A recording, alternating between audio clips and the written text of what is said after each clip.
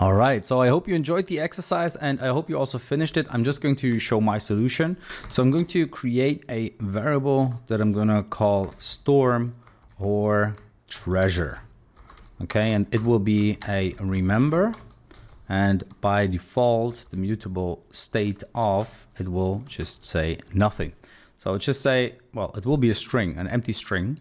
And so storm or treasure will by default be empty. But then once we start sailing, once we click on a button, we will change that. So let's have another text here, like so, where it's going to be,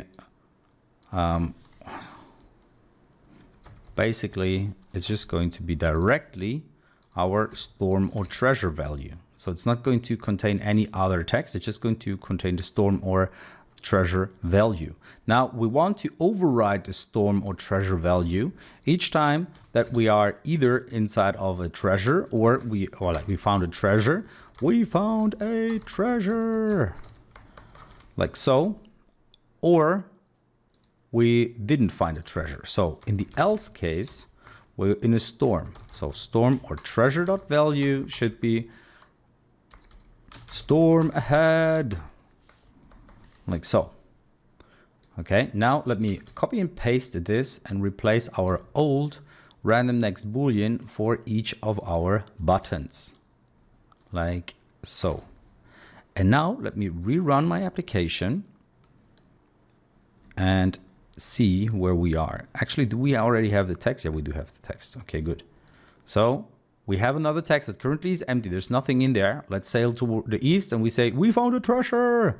Then let's go west. We found another treasure. Nice. North. Another. Wow, what a streak, huh? Let's go south now. Still. Okay. And now finally. Okay, after a streak of 4 treasures, what a run. We finally ran into a storm. Unfortunately, obviously. But yeah, storm ahead. And now we need to quickly sail in another direction. So currently we're going towards the south. So keeping south is probably not a good idea. So let's change direction towards the north. And we found another treasure. So yeah, that's basically what our little application does. Now, obviously, if you had a image that you, well, an image element that you could swap in and out, that would make it a lot more appealing and more interesting. So we're going to see how to use images obviously later on in the course. So then you can come back to this application and make it look a lot nicer. Now, you know how this works now. You could go ahead and add, for example, either an HP bar or the amount of HP left as a number.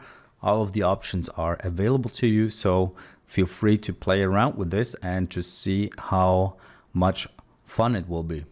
Okay, so that's it for this video. So see you in the next one.